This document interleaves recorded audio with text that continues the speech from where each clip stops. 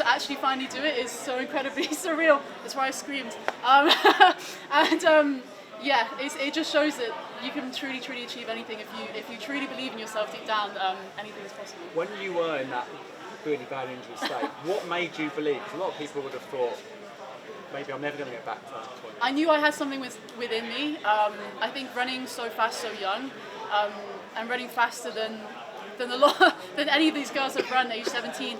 I knew I was too talented for it to go to waste. I had a fire, I had a light inside of me that just said like, it's worth it, keep going, you truly have something. I think my talent and the promise I showed early on really helped me to trust that and keep going and trust the process, cliched, but to just really have that radical, utter, insane belief in myself, and my family really helped me through that and supported me, obviously lifting me out the shower, redressing my wounds and stuff, and yeah. You've talked about this before, but people will be fascinated by what the challenges that you faced at university.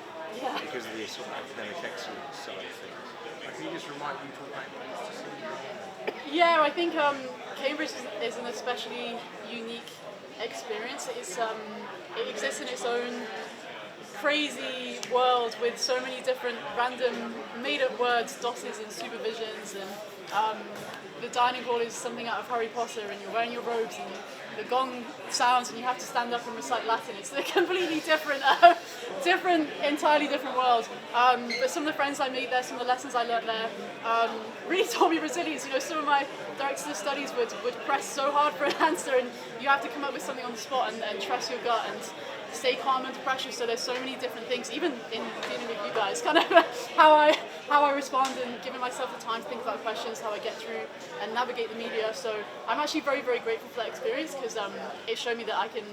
Who else? I don't think anyone else has a world medal and a Cambridge degree, so that's pretty lit. That's not very English literature degree of me to say that, but that's pretty insane. Yeah, and I'm just so incredibly proud of myself, and my true wish is to show that more people can do that. It's not an impossible thing. You know, I've been in contact with people to try and get them through that system and into the Oxbridge kind of system, because it stays with you for a lifetime, and we shouldn't have to sacrifice academic weaponness for kind of being a track baddie. So yeah.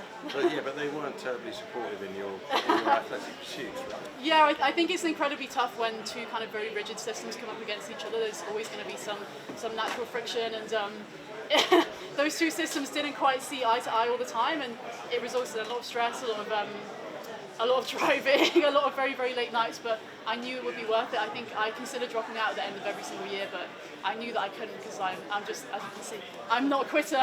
I'll keep fighting until every single centimetre of the track, so I knew I had to take that into my academic life as well, and I never saw myself not finishing the degree, even at its worst moments, because I just loved it as well. As kind of nerdy as it sounds, I really loved that degree, and to get a first in some of my papers, I got a first in Material Renaissance, which is very nerdy.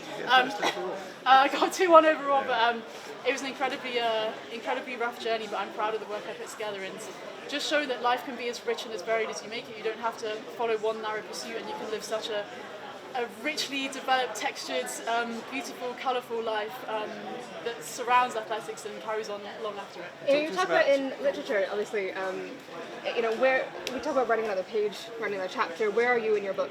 At the very beginning. I think I was the youngest in that final, maybe at 23, and I've only had 2 years with my coach.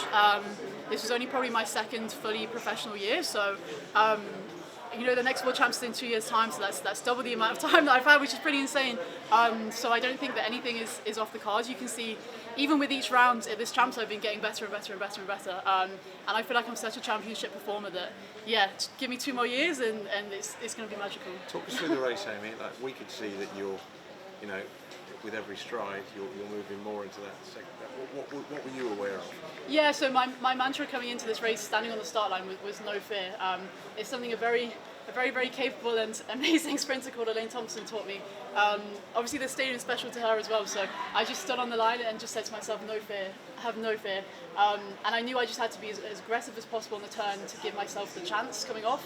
I probably have the strongest straight, the highest top end speed, and I'm probably one of the fittest on the line, so I knew if I was with them coming off the turn, then it was game on, and I really felt that. I probably didn't look it visually, but I knew when I didn't see Marie alongside of me, I thought I was going to feel her very on, but I never did. So I thought, I've actually done it. Like I've put together probably the best turn of my life, and came off and just pushed, really worked that turn, and then it was just like keep my knees high, keep strong. Obviously, I've said before, I've done a lot of workouts this year that I think a lot of the girls in the start line won't be able to finish, so I knew I was going to be fine in the last 10 metres if I just held my nerve. And luckily I've been in many situations like that this year where I haven't necessarily managed to do that, so it's taught me the lesson, and we've come here and it's paid dividends, so yeah. What does it feel like to be the new queen of British sprinting?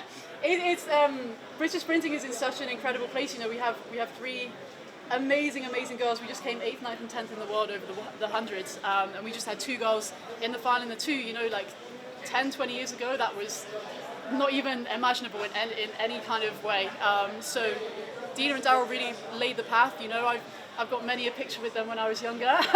So it's a very surreal moment to be racing alongside of them. And obviously Dina was the first one to come up to me to congratulate me. So that was a very special moment. And it's just showing that, yeah, British sprinting is going from strength to strength, especially on the women's side, and we're really showing up on the global stage, putting down some fast times, putting down some hot looks, and yeah, showing up. What makes you a championship performer, do you think? Is it the physical, the strength of the training you talked about, or the mentality? I think it's so many different things. I think I'm one of the strongest, I'm one of the fittest, but also I genuinely love this so much. You know, in the 2 days gap between the 1 and the 2, I was just absolutely like raring to go. I wanted to get back on this stage so badly, to be in front of the fans, the crowd. I just love running in these big stadiums and these big meets, and this is what all the hard work is for. And I just always want to cause an upset as well. Maybe I'm never going to be the underdog again after getting a medal, but yeah, I just on the start line I was just like, it's time to go hunting, let's go get them. So I was really wanting to cause an upset, and I did so. And those midnight drives from you got back from Cambridge, Yeah. remind us what you were training in? I was splitting my training between Cambridge and Loughborough, so it was a lot of driving every week. I'm now living in Italy and I get the tram every day, so I don't even have to sit behind a car wheel getting the tram with all the grannies. So it's a very different life. I live in a gorgeous apartment in the most gorgeous city in the world with an incredible team and an incredible lifestyle, and it really makes all those kind of crazy student meals and student drives and all that becomes very much worth it. Are your parents here? My mum is here. I was absolutely sobbing when I saw her, as I'm sure, well, she was too. And then one of our friends called my dad on FaceTime and then passed the phone to me, and it took me so by surprise. I just started absolutely sobbing. I wasn't expecting to see him, and yeah, it's been such a long journey for the 2 of them as well. They've had to help me through so many ups and downs, and obviously, as I've said before, Mum kind of lifting me out of the shower is a very physical example of that one. But even just them having belief in me when no one else did, and trusting me to make the decision to go to Cambridge, you know, I'm sure it wasn't easy. I think they very much would have preferred it if I went somewhere that was a bit more supportive and set up. But yeah, it's a real testament to our family strength that we've been through so much this year as a family. Obviously, my granddad actually passed away, and then I actually got shingles this year. So I did a couple races with shingles, which was pretty insane. But it's been a real tough year. But I took so much strength from my family and from my loved ones and from my team. And yeah, I think that really showed in the final closing steps that I could hold on and come through. What are your mum and dad's name? Claire and Pete.